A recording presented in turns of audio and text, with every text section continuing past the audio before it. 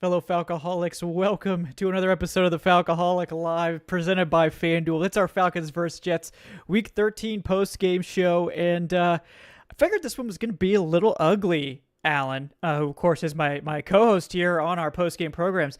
Because of the rain and, it's cold, this team's not, these two teams are kind of just ugly teams that play ugly football.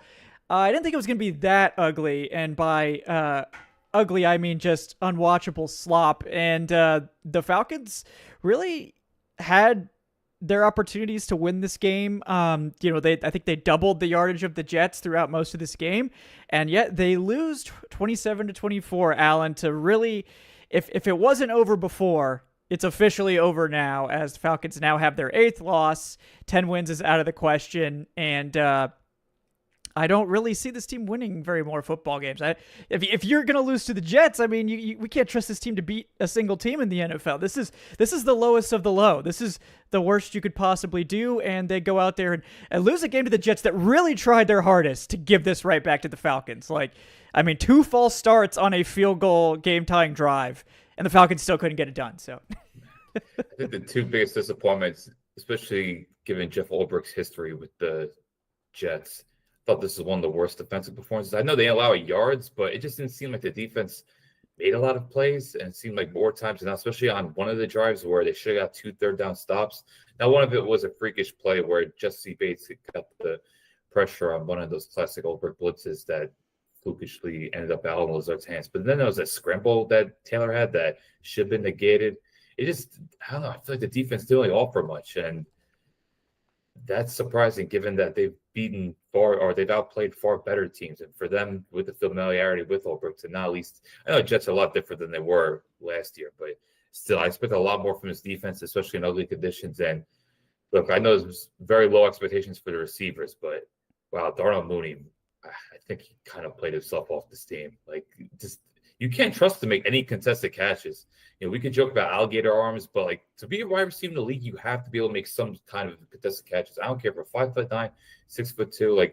He's just incapable of making any catch with difficulty right now. And Sills had a brutal drop. I know he had a sweet play on the screen, which was hilarious. He'll get back on. Just might be one of the most.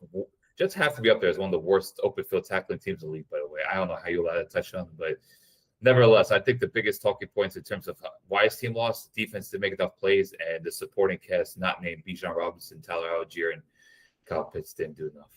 Yeah. I mean, it was a really rough game for the defense. I think their game plan was not good to stop Tyrod Taylor. They didn't seem to respect his scrambling ability much, and it was just they're back to their bad habits. I mean, the rush lane discipline was horrible. On that scramble at the end of the game where Tyrod more or less got them in field goal range, Rukaroro just runs 2 gaps over and is just kind of standing there. It's what are we doing? Why are we running stunts? All these stunts against Tyrod Taylor, who's just waiting for you to get out of position and then just taking off. It's like Elbert can't turn it off. It's we go balls to the wall every play. There's no such thing as contain. If we're not getting the sack, we're giving up a 15-yard scramble, and I don't care. That's how we're playing football. And as you can see, it doesn't work against scrambling quarterbacks. It doesn't work against guys that don't get frazzled by the pressure. And Tyrod Taylor made him look silly today. Yeah, and he's always been a good, capable backup. There's a reason why Tyrod's been in the league for, I would say, at least a decade now. And I felt like they were getting fine pressure with just rushing forward. I thought Leonard Floyd had a great game. Ebiketie had his moments. Yamada has moments. So I'm not saying the front four totally imposed the will, but they're getting more enough pressure to rattle Taylor. So to see his twists and stunts just once again Ulbricht. It just seems like this third down defense, third down in general is bad. I know you were very vocal about how bad the third down offense is. But I feel like this third down defense has slipped ever since that Bills game, which, the whole season slipped since then. But it's just, what a winnable game that it just felt like a slog, but just felt all right, they're going to at least win this slog. Bijan's having one of his best games of the year. I thought the run blocking was very good. Mm-hmm. And Cousins was functional once again. So it's all right, there's enough positives here. And still found a way to lose. Yeah, I mean, I thought outside of some kind of sketchy protection at times, They still struggle to pick up blitzes, although they did pick them up overall better in this game, even though they still let Cousins get crushed on one where Cousins, again, just like doesn't even look over there before the snap. And it's like, are you wondering why there's all this space in the middle of the field, Kirk? At any point, are you like, wow, there's no linebackers here. I wonder why that's happening. Had no idea the blitz is coming. So, might want to think about that. If you're checking your keys and your key's not there, I feel like that should be a flashing red light somewhere, but Kirk, calm as ever, just sits there and takes the sack. At least he doesn't fumble. I don't really blame him for that necessarily because it's coming from the blind side, but like, you should know that there's something wrong with this picture when there's no linebackers in your frame. So, exactly. that should be a little bit more alarming to most quarterbacks, I would think. But at the end of the day, to get us started here, Kirk Cousins was pretty good, I thought, overall. I think he made some nice throws. He would, like you said, let down by the receivers over and over again. Mooney dropped multiple first down conversions. David Sills obviously drops that big one past the 50. That's a rare play for him. That's just an unlucky one.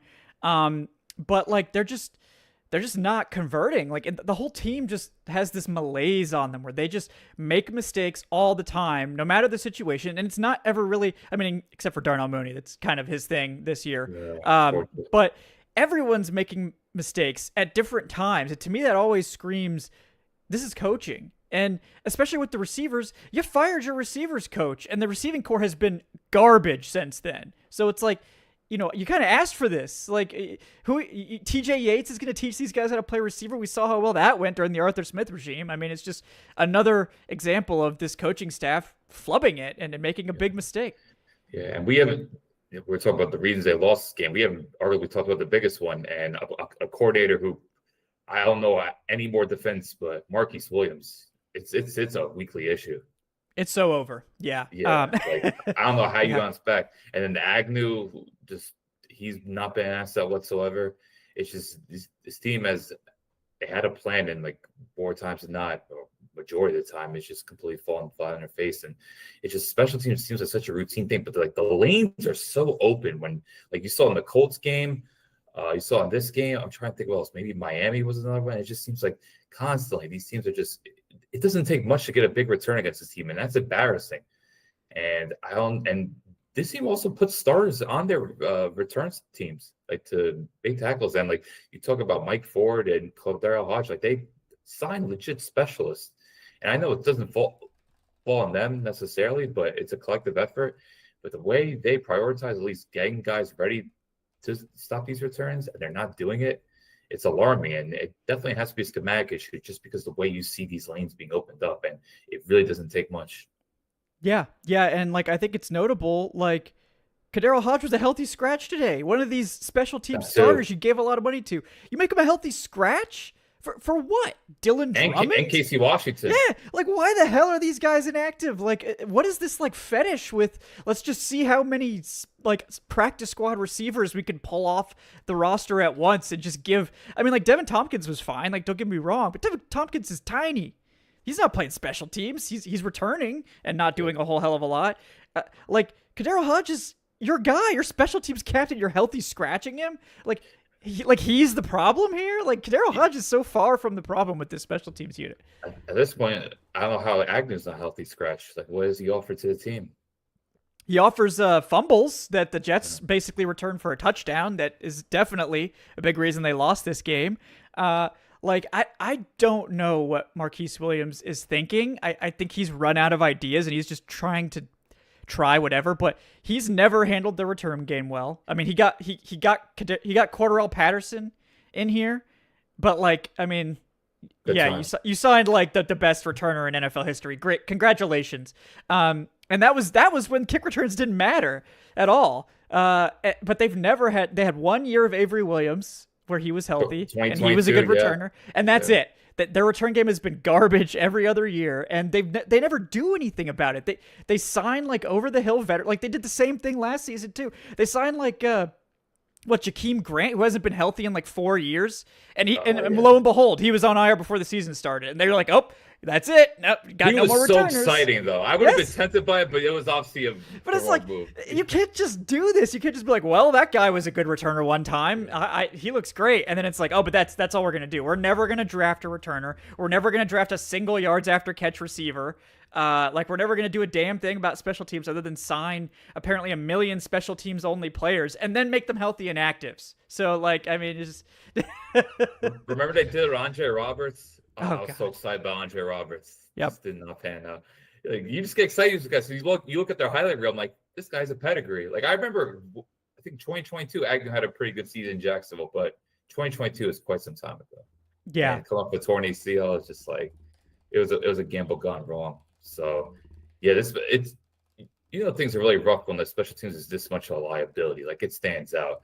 Like, I think the Titans were like historically bad last year. I remember some of those Packers teams were bad, but like, I don't know what the DVOA looks like, but that's got to be at least 30th in DVOA when it comes to special teams. Oh, yeah. They have to It's be just- one of the worst overall, especially because the kicking game was so awful to start the season. So, too. now Zane Gonzalez did miss a kick today, but then he nailed like a 54-yarder. I think Gonzalez is fine. I mean, again, 50-plus yard kicks, people treat them like 40-plus yard kicks nowadays. But like 50, I mean, we saw Nick Folk miss his first kick of the season today too. Like, the conditions were not good. It's rainy. It's slippery. I'm going to exempt Zane Gonzalez. He gets a miss, and I'll let it go because he then came out and hit another one that was beautiful. So I feel much more confident with Zane Gonzalez kicking at this point. But just the rest of special teams is so bad. Oh, sorry. Go ahead. I didn't cut you No, off. say, folks, I can tell you as a New Yorker, it is nasty outside. Yeah. As someone that was walking outside today. So let's give him some grace. Yeah. So I'm not too worried about that, but like, you can't. This team is not good enough to like be this bad in all of these different areas. Like, and again, I think it just comes back like everyone is so sloppy. Like, nobody knows what to do. They just keep making the same mistakes over and over again. Like, I mean, I thought Kirk played well today. So like offensively, that's nice. I thought the offensive line played well today, and they still rolled out this package of third down plays that is just one embarrassing play call after another. It's like, where do you have a single 8 to 12 yard pass in your playbook? Like, I honestly don't know that they do. I've never seen one. Like, I mean, it's all slants, like quick outs. It's like a million variations of this same tunnel screen that they tried. They ran that same tunnel screen to Bijan and to other players like 5 times in this game. Like, where is the offense? Like, is this it? Is this all you have? You're throwing deep bombs on 3rd and 3 because if the short stuff's covered, that's the only other play you have. You don't have anything else. Like, I mean, it looks like these route concepts have been designed by like some insane Madden player that's like, we're either hitting screens or we're hitting deep balls, baby, and it's all gas, no brakes. And that's how this team is. It's like, yep, we're tossing a deep ball on 3rd and 3. So great job, guys. I got a good question for you. Watching how this game plan is now since he's been injured, do you have a little bit more empathy for Michael Penix? Because obviously there's a huge knock on Penix not being able to throw an intermediate area of the field. Do you think given the play calling, it's kind of constrained him? Yeah, I mean, they don't call much for Kirk either. I mean, Kirk hit a couple of nice inbreakers like today that were dropped, but that was at the end of the game. Like, they didn't really call those otherwise. So Those are like high leverage moments. Yeah. Like, I mean, he hit a nice, like, sort of extended slant to Pitts. I called it a crosser at first. I'm not exactly sure. It was like a slant, but he ran like 3 or 4 yards downfield. I forget what that's called. It's a slightly different route name, but It was like well that- schemed up. yeah, that was nice. And like, they finally ran a tight end leak, the first tight end leak I've seen all year. They ran a tight end leak to Kyle Pitts. So you get your brownie points, Zach Robinson. Congratulations for figuring out how to use tight end leak 13 weeks into the season. Congratulations. You've done it. I got Yeah. one counter argument. Did they do it against Washington on They- a touchdown? Did they? So did it could they be a score second touchdown? one. Okay, maybe 2. We have 2 plays. Yeah. But this leak, it was like a slide, right? It was Yeah, like a yeah. poster formation. The leak, the first one against Washington, he was just blocking Von Miller and popped out. So Yeah, there are, like, yeah. two Slightly variations different. of it. Slightly different. Yeah. A little wrinkle there. Right, But you like know. the Falcons Baby run steps. the Falcons run that play never. So nobody ever picks up the tight ends. They're like, well, if the tight ends are here, they're blocking. Like they never catch a pass. They never leave the line of scrimmage. So, I mean, I'm glad they at least got one completion off of that finally. But it's just, this offense is so poorly designed. It's like, I remember they had that great drive where Bijan had like was just crushing it, and then they come out the next drive and they ran one play to Bijan, then they threw 3 straight passes after the first down and just like immediately punted. Like, it was like, what? Like, Bijan's averaging like 7 yards per carry. This is insane. This is one of his best games. 6.2 yards per carry. 6.2. and we're out here trying to throw the ball in the driving rain. Like, I mean, let's not give too much credit to the receivers here, but like, it is harder to catch the ball in the driving rain. The weather was not good. So like, this was, if anything, like your opportunity to try to play a conservative game script and win that way, but they just didn't really seem willing to do that. I mean, at times they were, but again, it's just, it never felt like they had a cohesive plan at all in this game. It was just like mixing it up. Like we'll throw 3 passes here. Like, I mean, for a brief moment, it was like, we're going to come out and run, and then we're going to run play action. And then they just kind of abandoned play action at some point. It's just, I can't come up with any explanations for this. Like, I can't come up with any, like, why the hell would you do this? You're crushing them on the ground. Bijan has 140 yards rushing. What are we doing here? What are we doing? You just read my mind. I was going to ask you. It felt like they got away from play action in the second half because they were crushing in the first half. Now, a lot of their throws were to the running backs, but I think that was one of the positives of Cousins' performance. Is like he had a much better feel for pressure when the Jets weren't blitzing 6, and many occasions he just got the ball out to Bijan or Algier, those quick dump offs, and it's just like, look, those plays matter because they were getting chunk plays off that, and when you can't rely on your receivers, it's like this is how you're going to move the ball. So give Cousins credit there, but yeah, it was definitely bizarre them getting away from play action because this team they can't be a drop back team right now. No, and like they shouldn't be. Like when you, especially in this weather, like even if you wanted to, even if you had Drake London, you're still going to try to run the ball here because it's just hard to throw the ball in these conditions. Like regardless. So I don't get the game plan from the offense. I don't get the game plan from the defense where they didn't seem to like respect Tyrod Taylor's game at all. Like the safeties were completely asleep on that deep pass. Like Xavier Watts like didn't even bother. Like both of them like were getting some depth at first, and then Watts just watched AD Mitchell run right by him. Like didn't even bother picking him up.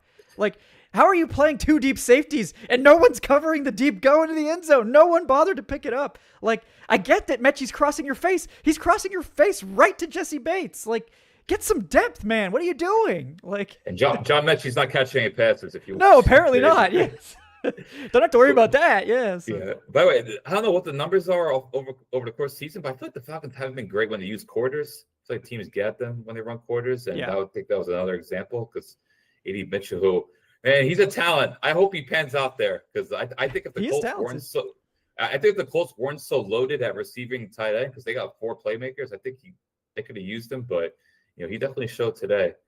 But yeah, I think the Falcons definitely on the back end were a bit sloppy, and the linebackers had their moments, particularly against the run. But I don't know, like the big conversion. Did you feel like Diablo could have done better? I feel like he kind of lost sight of Taylor on that 3rd down conversion where Rowe went like 2. We were talking about before. Rowe overran his gap by like 2 spots, and then was just kind of standing there like, I'm not in the right place. I feel like Diablo could have maybe got that stop. He was like, kind of lost in the shuffle, but. Yeah, I think they made a mistake. Like, they often had Caden Ellis kind of spying Tyrod Taylor. And I just think that's a big ask for Ellis. Like, Ellis is good at getting the quarterback down, like, in the backfield. But do you really want him, like, changing direction and trying to chase down a mobile quarterback? Like, not really.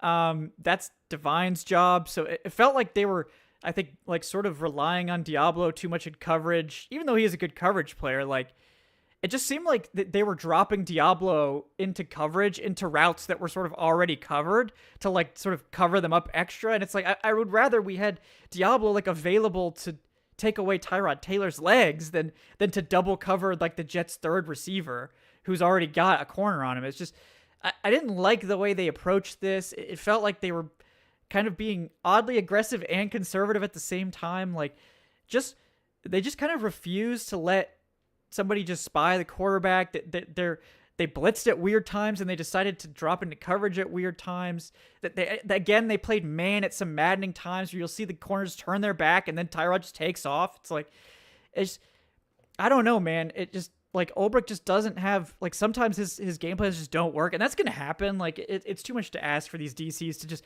get it right every time. But like all we needed was the defense to make 1 stop in the second half. And, like, yes, the defense got absolutely shot in the back by the special teams multiple times in this game. And then, the offense just crapped the bed completely at the end of the game. But, like, still, like, get 1 stop. Like, the Jets had 4 third down conversions on that one last touchdown drive. The Falcons had 4 third down conversions in the entire game. Defense gave up 4 up on one drive. Like, I mean, just make a fucking play. Like, this whole team is incapable of making one play, Allen. Like, and that's why this coaching staff's got to go. Like, we're done. Like, you can't lose to the Jets. You just can't. Like, it's not allowed. And this is why their record of one-score games, it's definitely under 500, but it might be clear. 1-5. Yeah, because you look at the Colts, you look at the Patriots game, you look at Panthers, the last one. I feel like ever since the Patriots game, because they had such a great second half, I think since the Germany game, Ulbrich, it's the shine's wearing off. Like, they had a valiant effort against the Colts, but you still allowed like a career rushing day. It's going to be held against you. Saints game's kind of irrelevant because the Saints are total dumpster fire. But between the Panthers and today, some of the worst defensive game plans and defensive performances. And look, shout out to the Panthers. They're doing their thing. Incredible. I'm excited to see those highlights later. But still, they set the bar really high to start the year, this defense.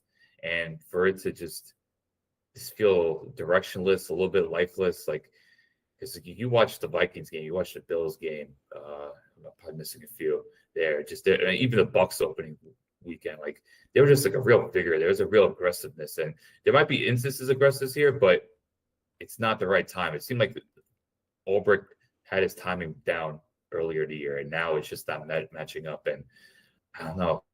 And we still don't really know clarity on the defensive line rotations. Like, I still think more guys should be getting snaps. Still seems like those units a bit undersized, which we knew given the personnel. But like, I don't know. I didn't even see Jalen Walker really out there today.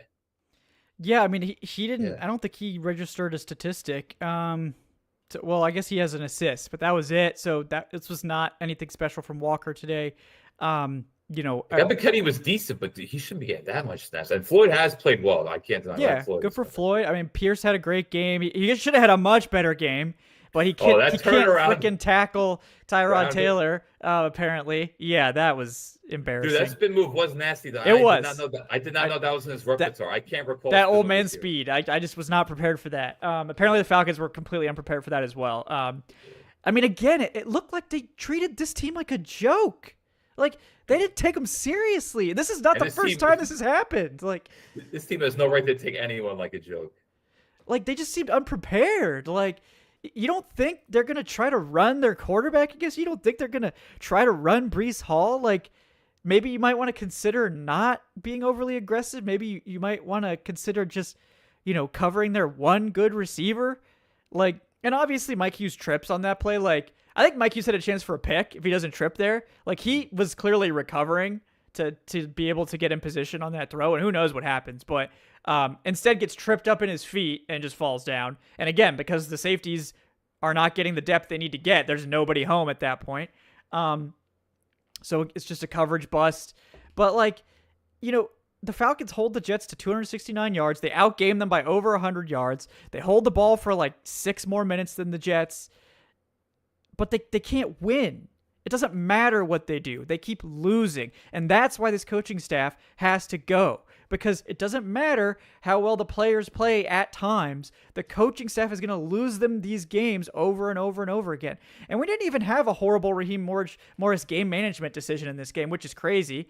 But they just never finish, and they just look badly coached. Like, how we can't make any more excuses for this offense. Like, maybe there's some delusional fans out there that are like, oh, well, the reason this offense wasn't good was because of Michael Penix. This should put that to bed, right? Like, we know the receivers aren't up to par. Without Drake London, this receiving game is a joke. And like, Zach Robinson might like be pretending in the media like, oh, well, now I can actually use under center and play action now that Kirk Cousins is here. Yeah, right, buddy. Like, what are we doing? Like, there's no reason to keep these guys around. These guys are actively hurting the team on a weekly basis. Everybody looks checked out. You're not adequately preparing for these lesser teams in your schedule. Newsflash, all these lesser teams except for the Saints have kicked your ass. So who's lesser than you? You just lost to the Jets. You're the worst of the worst. You are the worst of the worst, Atlanta. Raheem Morris has to go tomorrow. Tomorrow, Allen. Like, you can't lose to the New York Jets ever in this league. Like, not when you're fighting for your job, not when you're just recovered from a 5-game losing streak. We're done. Raheem Morris has to be out of here tomorrow. Like, there's nothing else to say. Like, you can't come up with any story that convinces you that Raheem Morris is a good NFL head coach, much less like a competent head coach. Like this man can't do it. How much more do we need to see? How many more games do we have to watch them lose? How much more glazing are we going to have to do with this coaching staff before changes are made? Like, I'm done with it. The Carolina game was around the wall, and this pretty much confirmed it. Like, it's weird. Like, I don't know how much you followed national media coverage, but I feel like, and look, I don't blame national media members for not watching the Falcons. Even though the Falcons have been on prime time quite a bit, or they've had nationally televised games, but it seems like he's getting a pass a little bit. People saying, "Oh, Falcons haven't been." This is the words I've heard, and I'm not going to take shots in with national media because I generally like the coverage I listen to. But they're saying, "Oh, the Falcons haven't been embarrassing; they've been competitive." I'm like, the Falcons haven't been embarrassing. Okay, either you're just box score watching or you're watching maybe 30-minute condensed versions. But if you watch this team down to down and don't think they're embarrassing, I really don't know you're watching, because this team is embarrassing. Yeah, it's just we can't make any more excuses. There's no more. Raheem Morris has been on multiple 3-6 teams that made the playoffs. I don't think that's the flex you think it is. Like, why are you on all these 3-6 teams in the first place, Raheem Morris? Like, I mean. This team is there's no more defense for it. Yeah, they're so clueless with this. And the worst is yet to come. Like, all right, it's been a lot, but like, think about the teams they're playing against. We talk about Seattle, Tampa, and Tampa now has more to play for than, and like, they're a team that they're in plus must win now mode every game going forward. Still got to play the Rams. Like, the schedule is going to get nasty, and I think things are going to get even nastier. So, I mean, this team likes to say they rise up to the occasion. I like to see how they rise up to the occasion against arguably a top 5 team in football next week. Yeah, and I mean, I think it's time for Arthur Blank to do something here. Like, there's no future with these guys. Like let Ulbrich get a shot at it. Let's see if he can make this team look semi-competent. And if not, like, just go ahead and give a top 10 pick to the Rams. Who cares? Like, the pick's gone. Like, I mean, we can't continue to employ Raheem Morris when the team looks like this. We can't continue to employ Zach Robinson when the man can't call a single good third down play to save his life. Almost all of those third down conversions were like heroics, like Bijan breaking like multiple tackles for a first down. Like, it's just, it's embarrassing. Those jump cuts, man. Those jump cuts. I love Bijan. Like, if I need a miracle, I'm giving it to Bijan. Don't get me wrong, but like, our default 3rd and 5+ play shouldn't be throw a screen to Bijan and ask him to break 3 tackles for the first down. That can't be your number 1 third down play. And they called it like 4 times in this game. Like, they can't run even basic concepts. Like, we're talking about mesh, stick, like just possibly scheming players open. They can't even do that. So it's a hopeless operation. And I always think that owners usually pull the trigger when they feel absolutely embarrassed. I like to think Arthur Blank feels absolutely embarrassed. And if not, they lose to the Seahawks, 41-10 next week? And what I think is probably going to be a very empty stadium, because it's a home game next week. I don't know who's really going to go watch Falcons Seahawks. I think we're going to see more blue there. So I think when ownership sees that, although I'm not sure if they're going to fire a coach on a short week, because then they got Tampa, but I don't know. If you want to look at like timeline, if it's not tomorrow, I would maybe circle that Tampa game. Because I think that's a reason why Dan Quinn didn't get fired in 2020 after the Packers game, because it was a somewhat short week because they had to play Carolina at Sunday. So I think the owners keep that in mind. But owners never want to be embarrassed. And at some point, I don't know how many more embarrassments do you need. We've seen quite a bit. Carolina week 3, Miami. I think that Carolina home loss was embarrassing. I think that game should have been won. And now today, so we got 4. I even think the San Fran game in a way was a bit embarrassing, just the way they fell flat on a Sunday night. Yeah. I mean, it is what it is. Like, there's no explanation that would be good enough for this. There's no justification for this level of poor play from this team, and it just clearly looks like they're just a sloppy, badly coached team. Like, every week it's mistakes. Like, it's a miracle we didn't have a bunch of false starts. Like, it was actually the Jets doing that in this game to almost knock themselves out of field goal range. That kick went in by like the skin of its teeth, and the Jets would have had no one to blame but themselves for that.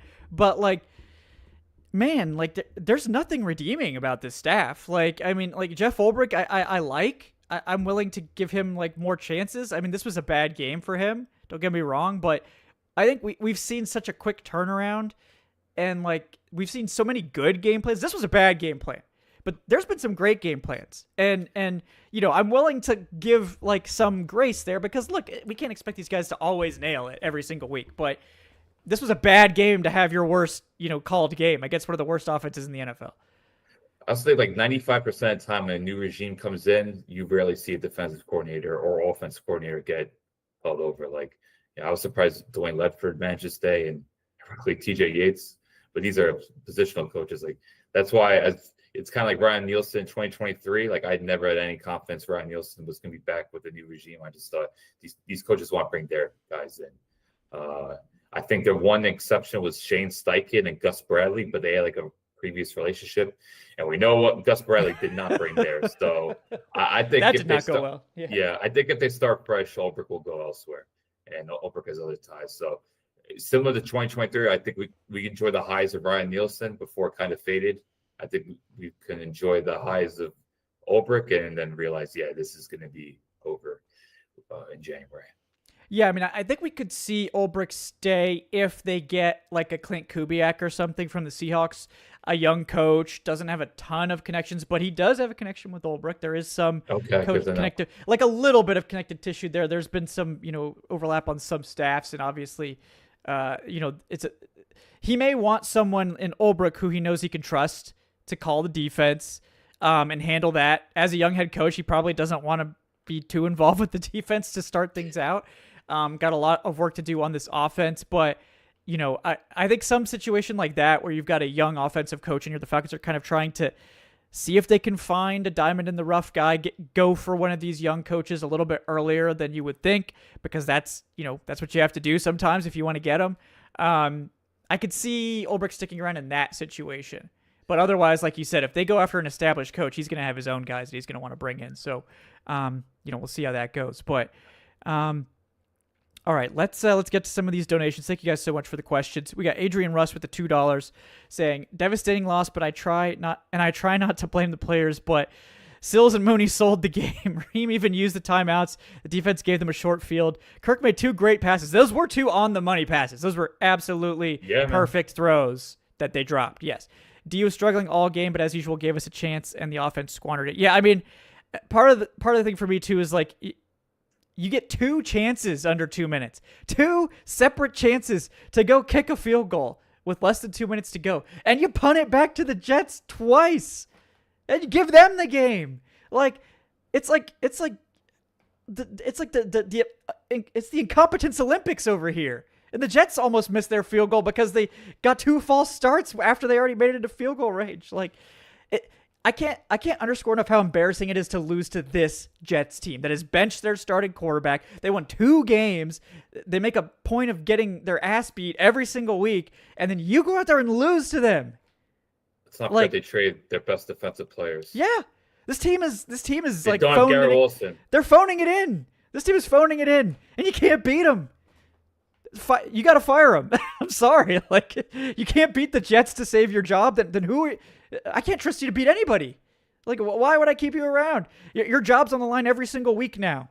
And you lose to the Jets, it's game over, man. Sorry. No chance there. We got Alcatraz V1 with the $2 saying, let the fire roll out and let the draft takes begin. Yep. I think that's Solaire. So, yeah, I know Solaire's ready for the draft takes. Don't worry, Solaire. I mean, apparently they're coming soon because of this team. We got Furball with the $10. Thank you, Furball. Says, I'm sick, and honestly, watching this game just made me more sick. I blame the Falcons for my medical bill. I don't know how much luck you're going to have trying to charge that to Atlanta, but, I mean, it's worth a shot. You could try sending it down to Flowery Branch, see what they say. I'm pretty sick, too, but that might just be all the turkey I had over the last couple of days. There's a lot of tryptophan that's building up. So, yeah, hope you guys had a great Thanksgiving, by the way. Yes, please. But we got Alex Foster with the $5. Thanks, Alex. Says, I'm tired of this team, Grandpa. Well, that's too damn bad. Yeah, because we got 5 more games to watch. We got 5 more games. So, yeah, unfortunately, we're trapped in here with them. Schedule committee, please flex the primetime games out. Please. Anything. Yeah. Bury them at 1 o'clock, please. Yeah. We don't need to stay up late to watch the Falcons get absolutely trampled by the Rams. So we got Matty Ghost with the $5 saying Kirk keeping his turnovers intact from the past year. I see. I mean, I don't think Kirk really threw any super hardcore turnover worthy plays today. I thought he was pretty No. good. I thought played pretty clean football. I mean, he almost fumbled, but I mean, one of those was completely unblocked and he didn't see it. So I don't blame the quarterback too much for that. I mean, again, like I said, might want to like look slightly to your left, like as you snap the ball, just to get an idea that maybe there's guys coming. But other than that, I don't think he really put the ball in harm's way today. Kirk is such an open target. Sheesh. Like I really I've don't think dunked on Kirk he- as much as anybody, but it's like he was actually good today, I thought. So There's yeah. so much more to blame that Yeah, let's focus the blame on the people who deserve it. All right, there's plenty of time to get mad at Kirk Cousins or get mad at other guys, but like today is not the day to get mad at Kirk Cousins. He navigated this as well as he could. He made the throws he needed to make to put this team in position to win the game. It's not his fault the guys dropped it, right? I mean, it's unfortunate. a team issue. Like it's not like I couldn't believe Chris Lynch got bull rushed into his lap by Michael Clemens for a sack. Like when do you see that? So it's just moments like that. Like Cousins wasn't capable, but I felt like when the Jets blitzed, he did the right thing. He just dumped off to Bijan Algier, and that were some of the biggest plays of the game offensively. So he got the ball when he needed to on most occasions. So that's all I could really ask for at this point. Yep, that's what we're looking for. And like, look, that play with Chris Lindstrom's a good example of like these are all NFL players. Like guys get beat, like everybody gets beat, and even Chris Lindstrom gets beat sometimes, and that's gonna happen. But you just have to be the team making less mistakes than your opponent. And the problem with the Falcons is they're always making more mistakes than their opponent, almost universally. I mean, even when they've won, they've still they've oftentimes made more mistakes than their opponent, and they've just been very fortunate. So. It's so sloppy each and every week. I just don't really have much else to say about it. I think we got to move on. We got J Wall, TV with the £2. Excuse me, the £2. Shout out to the Jolly UK, saying cannot wait for Arthur to give Raheem year 3. Yeah, I mean, I know people have like talked about that. I think the chances of that happening are 0. I mean, I think Arthur Blank wants to give Raheem Morris year 3, but like people around him will be like, you can't do this. Like you can't do this. Like do you want everyone to cancel their season tickets? Cause that's what's going to happen if you even flirt with doing this. So, Raheem's just done too poorly. He all he had to do was be like mediocre over the final stretch and he probably would have been okay, but he can't even manage that because he's not even a mediocre head coach. He's a horrible one. Like at best, this team finishes 6-11. That's being generous, but they're most likely going to finish 4-13 or 5-12. Like they'll beat the Saints maybe. So yeah, I can see them beat the Saints again. Yeah, yeah. We'll see the Cardinals game, but besides that, it's just like this is a tough schedule. This is a tough schedule, and like I mean, maybe they beat the Bucks, like because the Bucks are far from bulletproof at this point. That team is capable of losing. Short week too. Yeah, short week. Weird stuff happens on Thursday night. But yeah, I agree with you. Probably 6 wins is what we're looking at. And like Raheem, I think if Raheem could have just got back to 8 wins, Arthur Blank would have given him the benefit of the doubt because for some reason he just loves Raheem Morris. Doesn't seem to matter what the product looks like. He just personally loves Raheem Morris, which like that's great and all. And I do genuinely think Raheem Morris is a great dude. Like really nice guy, big time players coach. I think he could be the architect of a good culture. He's just not a good head coach. Like, I don't know how else to say that. He's just a bad head coach. The culture feels good. Everybody seems relatively happy. Like, it's a healthy ecosystem in terms of, like, interpersonal stuff. But at the end of the day, they can't win football games. And the team looks really sloppy. So, I don't know if it's, like, a situation where we're seeing this culture is almost, like, too lackadaisical. It's not harsh enough. Like, we're not holding people accountable. I don't know exactly what the issue is, but both years the team has looked like this, where they're just sloppy. That they don't look disciplined. They make dumb mistakes. Raheem himself, as a game manager, like a head of a team, is so bad. Like, I'm sorry. Like, he's insistent on taking the ball, like, every time. That's a terrible idea. There's no analytics to support that. It's just pure vibes, and the vibes are wrong. Like, this doesn't help the Falcons most of the time, and he still does it every single week. The man is, I'll give it to him, he is confidently wrong more than anyone I've ever seen. And, like, that's how it goes in the NFL. If you're going to be wrong, you might as well be confidently wrong. You can't be, half-assed wrong, because then you'll be fired immediately. So, I mean, it's just, it's crazy to me how confidently wrong he is on so many different things. And it doesn't seem like anyone has the ability to tell him no. Or he doesn't have the ability to tell his other coaches no. Like, I just don't know where the leadership is here. you gotta find intricate ways to put your team at an advantage, and it just seems like they're in a disadvantageous position more times than not. For instance, I love what the Bears do. I mean, the Bears are doing so many great things right now, but Ben Johnson, knowing how the wind was on Friday against the Eagles, in terms of the coin toss, he said, all right, well, I think they won the coin toss, and then the second half, they basically had the Eagles going against the wind, and it led to a Jake Elliott missed extra point, which played a huge factor in deciding that game. So just little details like that. Ben Johnson understanding where the wind is headed. All right, we'll deal with it in the first half, but come second half, I mean, this Eagles team can't really throw the ball that well, and now they got to go against the wind, and we'll see what happens. And look what happened. Bears won it pretty definitively. So it's just moments like that. You don't see games where Raheem Morris puts his team in gives them an advantage by just little details like that. It just seems like when it comes to attention to detail, I mean, his team, whether it's crushing penalties, drops, or just botched play calls, they're just not winning on third down. I think it's a real testament to how bad this team is, both offensively and defensively on third down. That has to also come to coaching.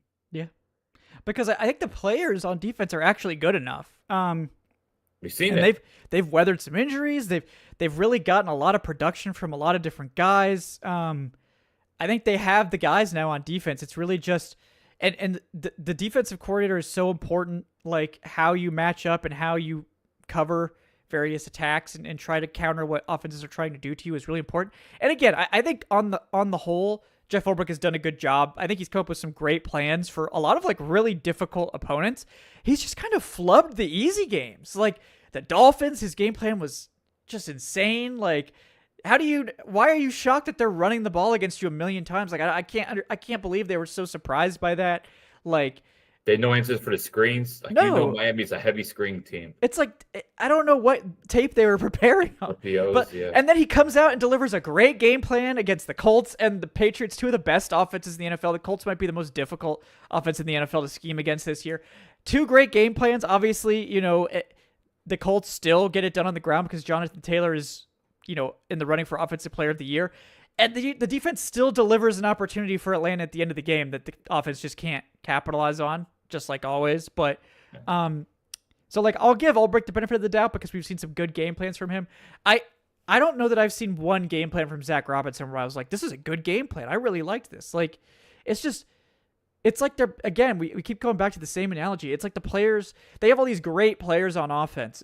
Bijan Robinson, they've got several offensive linemen I think are very good. Tyler Algier is a good player. Kyle Pitts I think is a good player.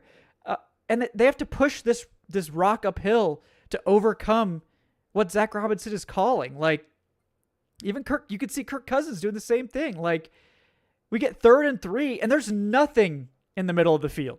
There's nothing there for him. So the dump off to Bijan's covered up, and the only other option is like a deep pass.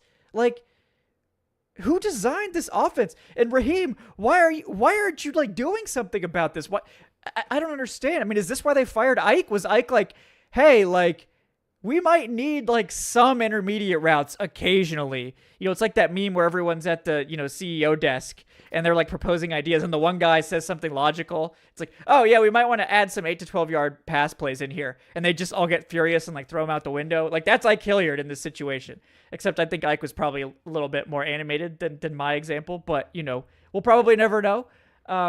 Because Ike is too much a professional to ever say anything, and I don't blame him. But Ike, if you want to slip a note to me sometime, off the record, I would love to know the truth. But we didn't touch on the other one, the 3rd and 1 toss to Tyler Algier. Just another example of how the oh god, I almost forgot about that play. Thank you for bringing that up. Why? They ran the Frank's tank just to throw like a toss. So it's like you already alert the defense that it's going to be a run because you have Franks in the game, just so you can you can do a toss play, which is a terrible short yardage run. Like, I don't like what was that supposed to accomplish? Like, you already tipped them off that you're going to run the football. So why wouldn't you just run the Franks tank then? It's 3rd and 1. Just run it up the gut. Like, what does it accomplish to then give the ball to another player while the defense is already charging the line of scrimmage? Like, it's just, and it's like, it's also Tyler Algier. So it's like, Tyler Algier can't make that guy miss. I mean, maybe you could hope he could like Just run That's what through you him. think, maybe run through him, but But still, like it's on like, the toss, you can't do that. Like he has to catch the ball first before he can start moving. He doesn't even have a chance before the defender gets there. and I think Jermaine Johnson was also in close pursuit. So it's like, okay, your vision is a one-on-one matchup, but you don't know how the defense is going to react horizontally. They just have some pretty good athletes on the edge. So just to bank on that, I just think, why? Like, why you have to make this work? I know this team's bad in short yardage, but once again, you're just trying to be creative for the wrong reasons. Like, you're not playing your team. There's no leverage there. And it's funny enough to just completely anticipate it. It just seems like more times now on third down, whether it's the second level defenders or third level defenders, they're reading what the Falcons are doing and they're jumping on it. We've seen it all year.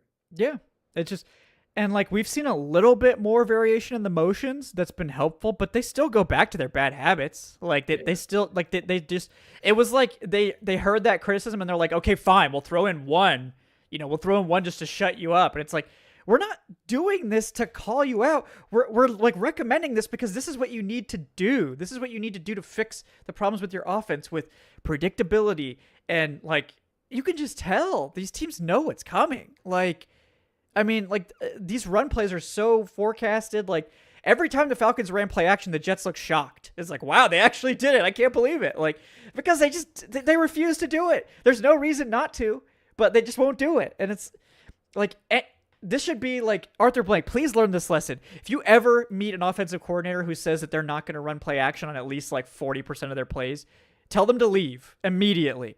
If you're not incorporating play action as a core principle in this Falcons offense, you have no business coaching here. Like, how can you possibly operate with that limitation? How can you possibly think that leaving play action out of the playbook is a good idea or something that's going to be a net positive for you? And I've heard all the excuses like, oh, well, Michael Penix can't run it. Michael Penix can't run under center. Why the hell did you draft him then? Why the hell did you draft Michael Penix? If he's that bad that he can't run under center and can't execute play action, which is ridiculous. He was one of the most efficient play action passers in college football history. Don't draft him with a top 10 pick then.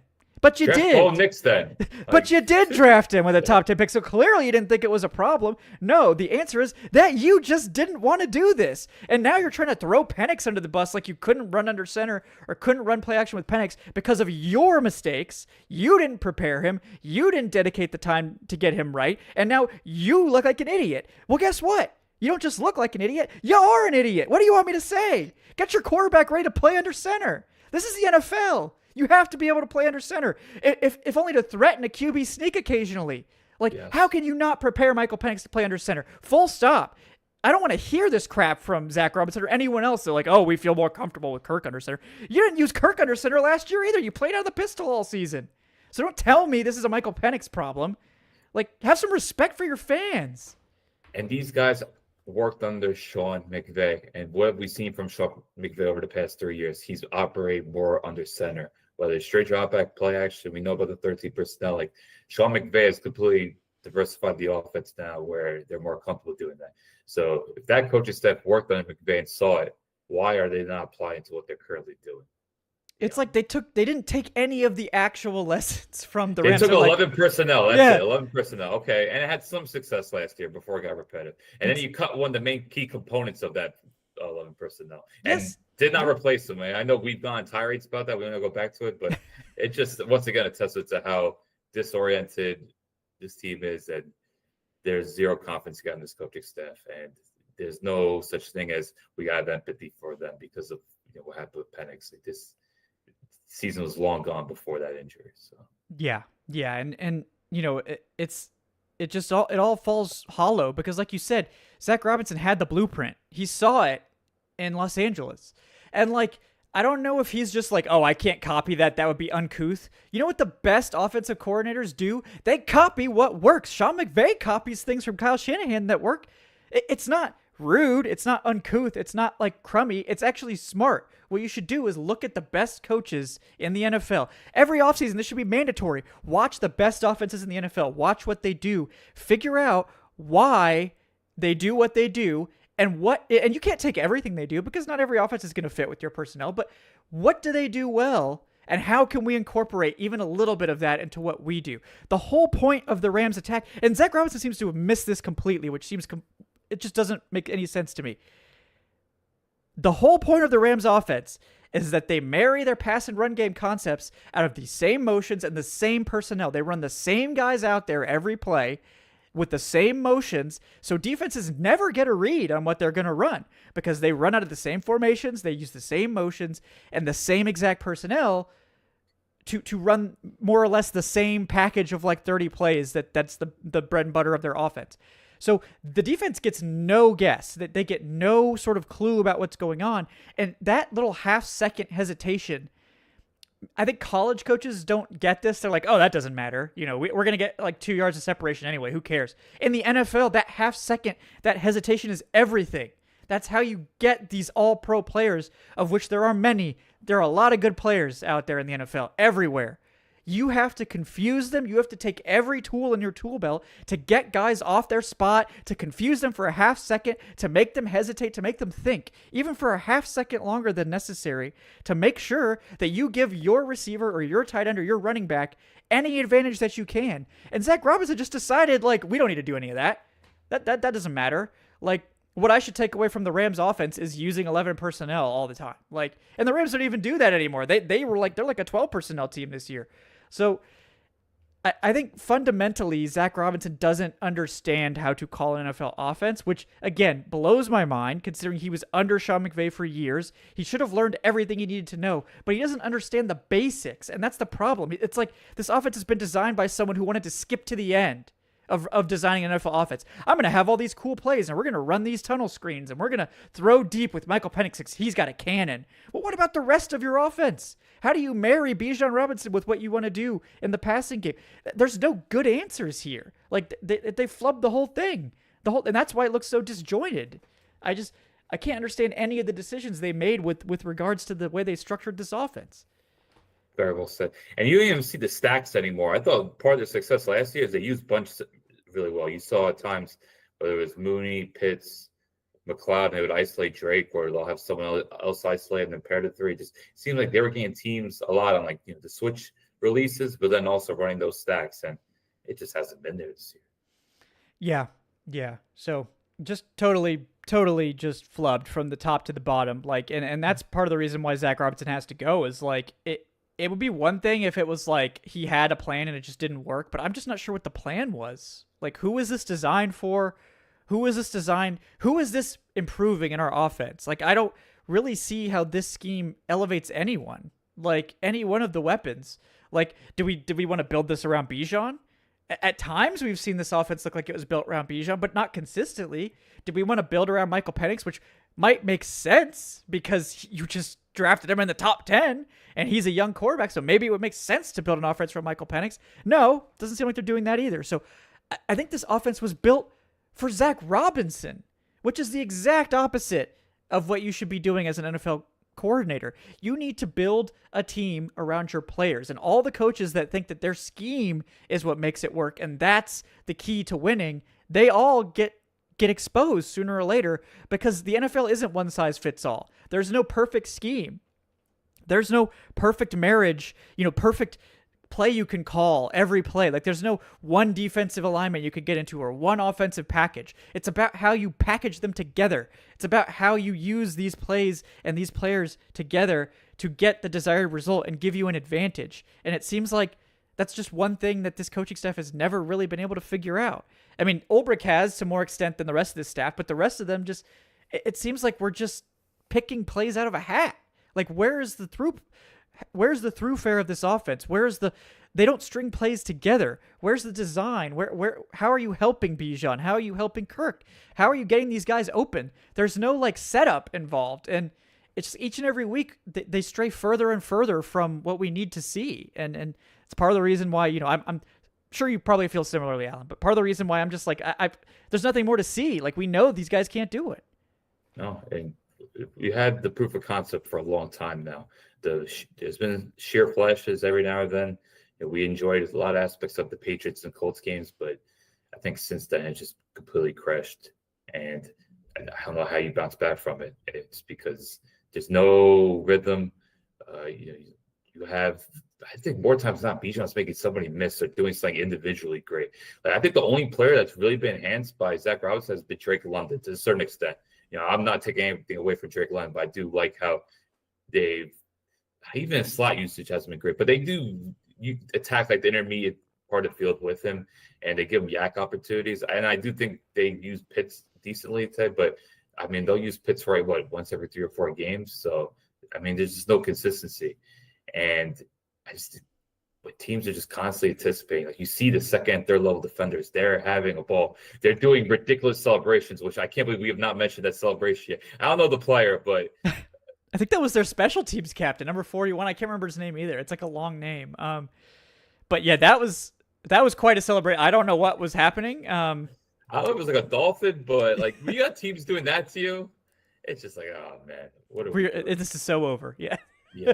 And like you emphasized before, but this team doesn't respond well to blitzes either. And the successful offenses at least have a plan, whether it's having a hot route or running screens. Like we see maybe 2 good screens this year. Like we saw how good Liam Cohen, that Tampa Bay offense, was last year, and I think they're like second in EPA for screens.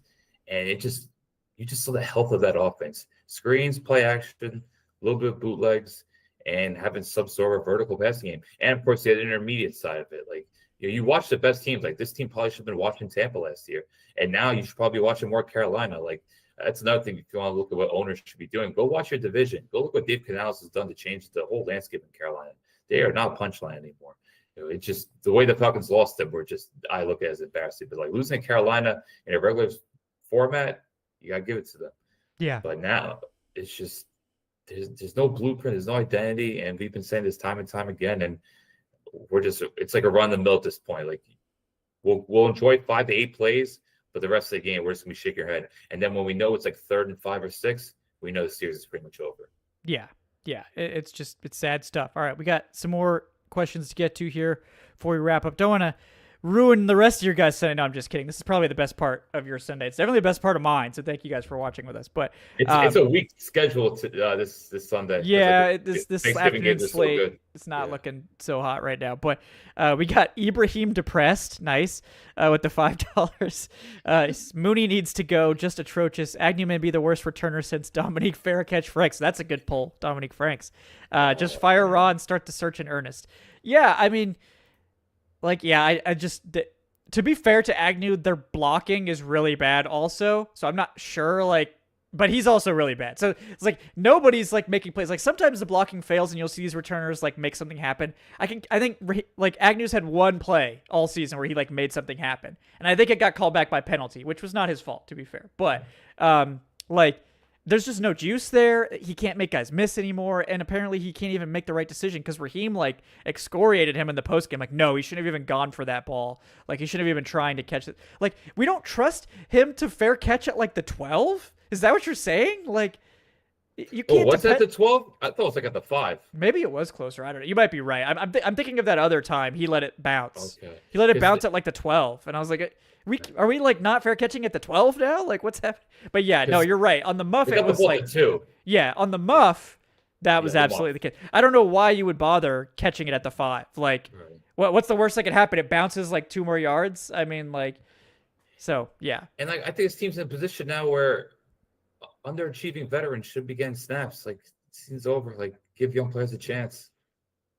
Yeah. Even someone, and not even just underachievers. Like, we like Onyemata, but even like Onyemata should probably see a reduction in snaps if that's the case. Because like, you got to start looking towards 2026. And I know, look, this coach said probably can't do that, which maybe will be healthy. That's another reason why it'd be healthy probably let go of Morris, because at least now, if Morris is gone, you have players are playing for jobs next year. I mean, they should technically be doing that now, but I mean, who knows? Like, because unfortunately, it just seems like there's way too much comfort within that organization. That's been one of the biggest knocks about Atlanta since a decade now, where people feel like it's very cushy in there. It's all goody-goody, and it's hard to dispute that. Yeah. It feels like they're way too concerned with the culture and not concerned enough with like the results and like the on-field performance. It's like culture is important, but it's not more important than getting like a coach that's actually like a good coach. Like, And I'm not saying Raheem Morris is like a bad coach. I think Raheem Morris is a bad head coach. Because we've seen Raheem do very well at a lot of assistant positions, even coordinator positions. But I think as a head coach, it's hard to put the finger on it, but I think he doesn't hold guys accountable the way he needs to. And I think the perfect example of this is Zach Robinson, who I think needed to be corrected long ago about the direction of this offense and the way they wanted to take it. This is a situation where Raheem needed to intercede and be like, I know you want to do this, but respectfully, like, we can't do this. Like, we need to do this differently. So, because Raheem, this is your team. You can't just blame Zach for screwing up your offense. This is your offense. Like, you have to get it right. And I just don't understand. Like, it was like there was no one here to tell Zach Robinson that this was a dumb idea. Like, they made sure not to get any other offensive coordinators in here. There's no experience at play calling other than, the brief dalliances that Raheem has had. But, like, there's literally no one else. There's no one here to mentor Zach. There's no one here to correct Zach. Like, they set this up. They set this up with the way they built this staff. And Raheem's been coaching for, 30 years? Like, I don't consider him to be a defensive-minded base, or I'll say defensive base coach. Like, he's been a head coach before, and he's worked in offensive positions. We know he coached the receivers in the Super Bowl year and 2017. Like, I consider him to be that CEO base coach, kind of like a Dan Campbell, Mike Vrabel, obviously far tiers below, but nevertheless, like, he is a guy who's had enormous experience working with likes of Monty Kiffin.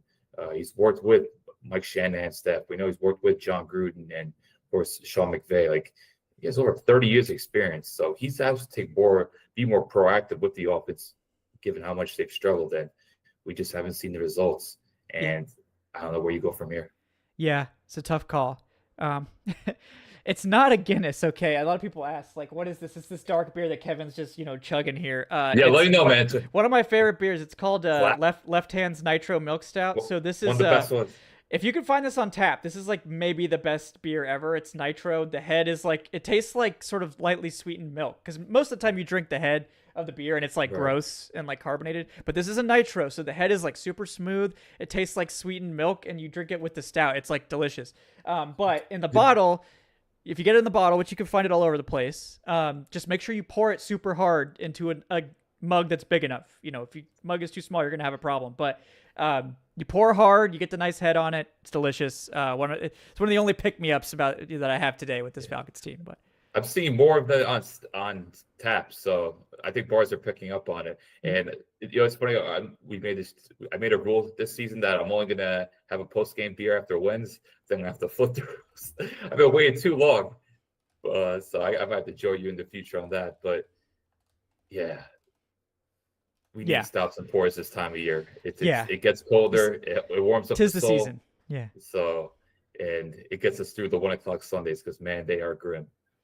Yeah, it is grim. All right, let's get to some of these donations here. We got DJ Stud with the $10. Thank you, DJ. Says, you can't analyze this team anymore. It's culture. Even if the special teams played well, the D would have found a way to lose. Kudos to you guys for articulating your thoughts instead of cussing and screaming at this point. Well, I mean, I kind of tread the line there, but I tried to make it at least like somewhat reasonable. But it was articulate. Yeah. Got to keep it together. So we got J-Wall TV with the £2. Thanks again, J-Wall from Jolly London. I'm just kidding. I don't know where you are in the UK, but says, forget the game. Who is replacing Raheem? Well, it's a little too early to say that. I still like Clint Kubiak. I think the Seahawks offense that we've seen looks perfect for Penix, assuming he's the future quarterback. I like what we've seen from Kubiak. I think he's on the upswing. Obviously, he's got the pedigree, being the son of one of the best offensive coordinators ever, but it's a little too early to know who else might be available. We'll see. But what do you think, Alan? I think within the next 2-3 weeks, we should maybe come up with some names. Like, give us a little bit more time, because I think we're gonna have more time to watch. Like, of course, we watch the league. We're seeing teams, like, who stands out, but it looks like a pretty weak market, I will say right now. Like, there's been years where there's been like 4 or 5 standout candidates. I think Clint Kubiak, I know, who's standing out. Like, I have a soft spot for Jesse Minter. I don't know what happened in Carolina, but Chris Shula was doing a very good job with the Rams. I don't know what Bryce Young. I don't know what happened. We got to see the highlights. I'm curious what's going to happen with Stefanski. I think Stefanski is one of those coaches is worth taking a chance on being immediately fired. I think he's built up a really good pedigree between what he did in Minnesota and then some of the, I think, because the highs in Cleveland were really high. Yeah. And we know he's had to take a lot of heat in Cleveland for the whole Deshaun Watson debacle. Like he was pretty much had to call plays with two hands behind his back, and yeah, I think they've kind of done disservice to him more than he's done disservice to them. So I think Stefanski should get serious consideration. Oh yeah, I agree 100%. Yeah. Although I would be concerned, given this team needs a bridge quarterback, if Stefanski comes in, I think that means Kirk Cousins would stay. And I don't know if the fan base wants to keep Kirk Cousins around, so that might be a big red flag right there. They got to find a way to get money then if Kirk Cousins is staying, because I don't think they can afford to sign any players if they keep Kirk Cousins. Now, they could free up some money from Mooney, I guess. But yeah, to me, like, I mean, we'll see how Kirk Cousins fares over the rest of this season. It's like Kirk Cousins would ideally be a really nice bridge quarterback option, theoretically. But like, I mean, I just don't see financially how they can make it work. But we'll see. We got a long way to go. Maybe some other moves happen. Maybe they make some trades or do other things. But I am curious how they manage it, because a lot of the offseason planning has to do with them like sort of freeing up the Cousins money. So if they like to keep, I feel like they have to at least like, he has to take a pay cut or something to make it work. It's just too much. But maybe they could, maybe if he takes a pay cut, they could guarantee some money next year or something. I don't know. Which I feel like that would also be a mistake. But they should probably just tank, if we're being honest. Like, like if say that Michael Penix, we hope he's back for week 1, and if he's not, just lose. And let's I'm always a Jacoby Brissett guy. I would not mind Jacoby Brissett. I don't think they're letting him leave Arizona. Oh, that's true. Arizona loves him. I mean, they're going to leave Kyler at this point. Oh, yeah, Kyler's out. Yeah, no, I think they want to keep Jacoby Brissett at this stage. So, I mean, Brissett's been fun there. I agree. I would love to me, I'm getting Malik Willis. Malik Willis is my guy. I think you can build an offense around like a sort of a read option with Malik and Bijan. That would be so nasty. Just have him run RPOs. Malik's got a cannon, so you can do this sort of, deep ball that apparently this team's like obsessed with. And like you could like, I feel like this team with a running quarterback could be so dangerous, and you could probably get Malik in here for like a reasonable number too. So I mean, you probably gonna have to give him like 10 to 15 million at this point, because teams have seen enough that someone's gonna take a chance on him. But I mean, to me, it's like I like Jones it. got 13 million. Yeah, so something like that. Yeah. Daniel Jones is a lot more credentialed than Malik Willis. So. Yeah. So, I mean, I don't know if it'll work, but if it doesn't work, probably have the number 1 pick. So, hey, could be worse. We don't need another year of that, man. Come on, man. We got content. I don't want it. I'm just saying. I was thinking this. I don't know if this was be too steep. I can see a Mariota reunion, because I think Mariota's quietly been decent with Washington, but I have a hard time believing Mariota want to be back in Atlanta. He'll never come back here. Yeah. And I don't know about the contract situation, but given everything that's happened with Chip Kelly, I still think Geno might have signed. But this might be the fanboy talking to me. I think that offense line, Chip Kelly really did Geno dirty this year. But yeah, I don't know. We've seen a lot of interceptions. I don't know if this fan base could take problematic interceptions. I like Geno. Like, I've always liked Geno. I think the Falcons' offensive line is a much better fit for him. the Raiders were insane putting him behind that offensive line. And obviously, they've had a lot of injuries too, but like, that offensive line was not good when it was healthy. Fiasco too. Like, yeah, Chip Kelly. I can't believe people still hire that guy as an OC. Like, it still blows my mind. But yeah, I like if they cut Geno and we could get Geno in here for like cheap, because he's got a big guaranteed money. I would be open to that. I mean, I think Geno will be fun. I mean, it may not work, but he'll throw that thing all over the yard. So I mean, there's that. Because I don't think he could command the starting role anymore. I think he would have to go compete somewhere. Yeah. So I mean, I would be down for that for sure. All right, let's see. We got Rise Up RXNs with the $2 says, laughing to avoid crying. Fire them. Yeah, agree.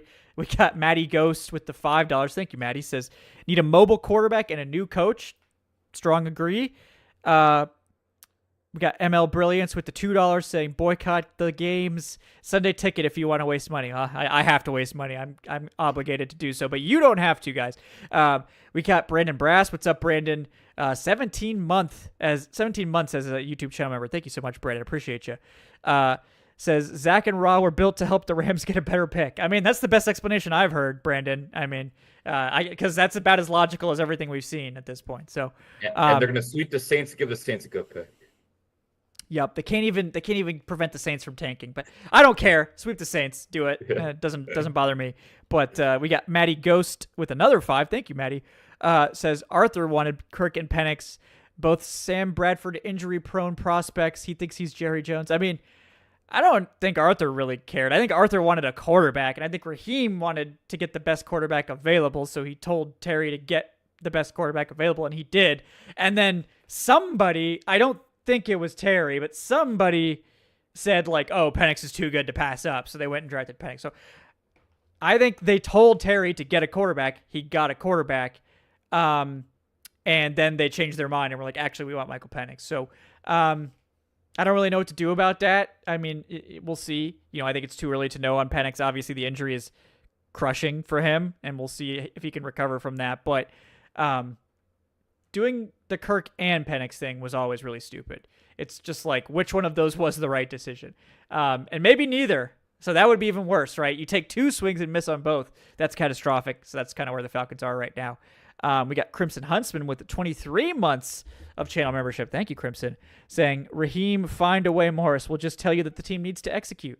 Fire Raheem Morris. Well, to be fair, the receivers do need to catch those passes at the end of the game. So that is a fair thing to say. But there is the rest of the game, too, that happened.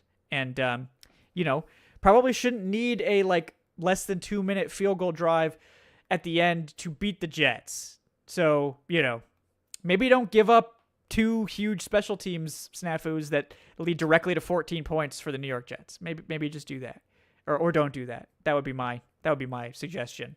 But they're not going to take it. So we got Jay Wall with 2 more pounds. Thank you, Jay Wall, saying, why have experienced coaches not joined Raheem? Well, I mean, some have. Like Jeff came here. Obviously, Jeff is experienced. And I think the defensive staff is actually littered with good coaches. And I think this might kind of be a tell, is that Raheem is kind of blind on the offensive side. He didn't bring in anyone to support Zach. I mean, they have Dwayne Ledford, but that's not enough. That's not an experienced play caller. And I think a lot of this, this could have been helped. Like the Falcons brought in, I mean, I know they had Greg Knapp for a while, RIP Greg Knapp.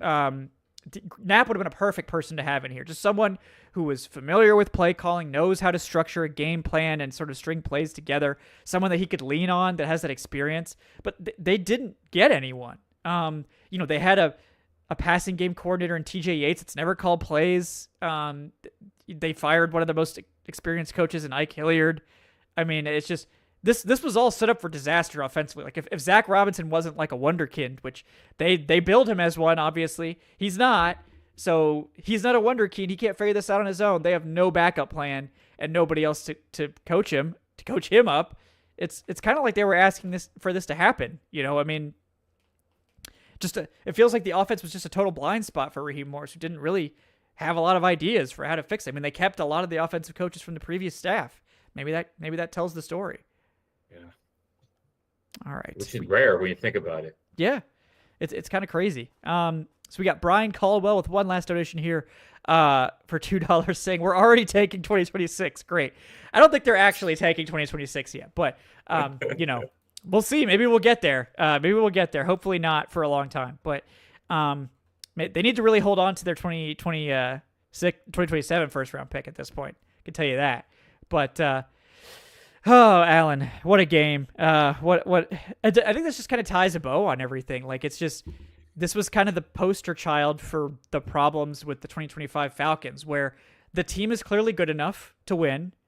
They outplay their opponents, and they still lose because of mistakes. They can't close out in critical moments. They make a bunch of dumb mistakes. They turn the ball over. They're just generally sloppy, and they lose. And it doesn't seem to matter if it's the Dolphins, if it's the Panthers, if it's the Jets, if it's the Colts, if it's the Patriots. It's always the same way. It doesn't matter. They still lose. This team can play with the Patriots and the Colts of the NFL. They can beat the Bills, and they'll still lose to the Dolphins and Jets because this is a fundamentally poorly coached team that is capable of losing to anyone at any time.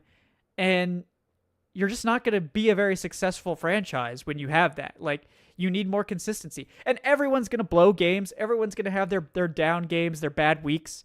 You just can't make that something that happens regularly. And unfortunately, that's the norm for the Falcons. It's more unusual when they don't have a down game. And, if there's one team in the NFL you can't have a down game against and excuse it, it's the New York Jets. This is arguably the worst team in football. So, I think this has to be the end for Raheem Morris. We'll see. I'm not convinced Blank will do anything at this point. I think he's more or less committed to letting Raheem finish the season out. But, we'll see how much embarrassment they're willing to tolerate, because I think that they can go a lot lower than they went this week. Empty stadium is the sign of really, like, that's something owners that they have to acknowledge, that empty stadiums and nationally televised blowouts, and that is definitely on the table these next 2 games. Yeah. So, Alan, anything else you want to cover before we wrap up tonight? No, I'm not looking forward to watching this game on film. Like, this game is such a malaise today. Like I'm intrigued by the next 2 games because they're playing playoff caliber opponents, and maybe they'll be a little extra revved up for it. Maybe I like to see the defense try to get after Sam Darnold, Baker Mayfield, who are 2 good to very good quarterbacks, but we know how volatile they are. So maybe the defense can spark some things up. And at least we just watched one good team. Tay was just bad. Yeah, it was really hard. Listen, Tay was just rough. Losing to this Jets team like that just ties a bow on everything for me. It's like, yep, you just really proved that you're worse coaching staff than this Jets team, who have just put on a clinic of bad coaching over and over again this season, and they beat you. they outcoached you at the end. So. And majority of people couldn't name more than 15 players on their current roster. Yes. Think about it. Like Garrett Wilson, someone that lives in New York, I see billboards. Not too many billboards. It's much more of a Giants than Jets city. But if you see a Jets billboard, you will see, going to the year, Sauce Gardner, Corey Williams, and Garrett Wilson. None of them played today. 2 of them are not on the team. One of them is on IR. Like, besides Breece Hall, who else really stands out on that team? Yeah, I mean, they have some good defensive players. They traded, obviously, Quentin Williams away. He was one of their best, but yeah, tough stuff. All right, we got one last here from George Costanza with his 3 months of channel membership. Thank you, George, saying, I didn't watch the game. I'm on a cruise to Cabo with my babe. Well, that sounds much better than today, George. Live it up. I'm shocked we lost to the Jets. Who would have imagined Raheem and Zach Robinson would underwhelm? Yeah, I know, that's crazy. I could have never predicted such a thing. So thank you, George. Enjoy your cruise. Get out of here. Don't stick around for this shit show. But guys, we appreciate you as much as we malign this team. It's always fun to break it down with you guys, to come here for our group therapy session after the Falcons let us down yet again. So thank you guys for joining us here on the Falcaholic Live, presented by FanDuel. Let me see real quick where we're sitting. I don't think we have next week's odds yet. But this Falcons team, they haven't technically been eliminated from the playoffs yet. But I think their odds to make the playoffs plus FanDuel. So if you're a believer of a 5-0 finish, you can get the Falcons to make the playoffs in the NFC South for plus 10,000. So, that's big money. You hit that on a $10 bet, you're sitting pretty. Please don't do that. Kevin, please don't do that. But don't advocate. But we love our listeners. I'm just saying. Shout out to FanDuel for sponsoring the show. That's the best odds I can find, you guys, about the Falcons. I'm sorry. Like, there's nothing else out there. So I want odds on, can the Falcons get 50 sacks? That I'm willing to take a chance on. Yeah. I gotta find that. I'm sure FanDuel has that somewhere. I'm gonna have to look for that. That's a better one to pull up for next week. But please don't bet that, by the way. But unless you like gifting corporations money, which, we all do that from time to time with these betting sites. Shout out to FanDuel as well. But thank you for joining us, guys. Please like and subscribe if you haven't done so already. Leave us 5-star review on your podcast platform of choice if you're listening off air. He is Allen Strk, at Allen Strk on the Twitters. Also writing over at thefalcaholic.com, where you can find all of our written content. I'm Kevin Knight, at Falcaholic Kevin as well. We got Todd Mullins with the $2 saying, are we now the Browns of the NFC? I don't know. Maybe. So I mean, the Saints are worse. The Saints are worse. And the Falcons also tried to trade for Deshaun Watson, so maybe we're more similar to the Browns than we like to admit. Thankfully, someone, a.k.a. the Browns. You just had to drop that bomb at the end. I just had to never forget. Arthur Blank was desperate to trade for Deshaun Watson. Only the Browns stopped that from happening, so never forget, folks. But guys, we appreciate you. We'll see you next time on the Falcaholic Live, presented by FanDuel. If you want, we'll be back up for Tuesday Takes with Trayshawn this week. We'll be back on live to our normal schedule. And we'll keep you guys posted for our holiday schedule. We, with this team probably getting eliminated from the playoffs next week, may, go to a more limited holiday schedule since the team's not really playing for anything at a certain point, but we'll keep you posted. We'll still have shows multiple times a week for you. But in the meantime, we appreciate you. Thanks for joining us. If you want to support the show, you can go to patreon.com/Falcaholic or join up with the YouTube channel memberships. But in the meantime, thank you guys for spending some of your football Sunday with us here. We'll see you next time on the Falcaholic Live and Dirty Birds and Brews. Have a great night, folks.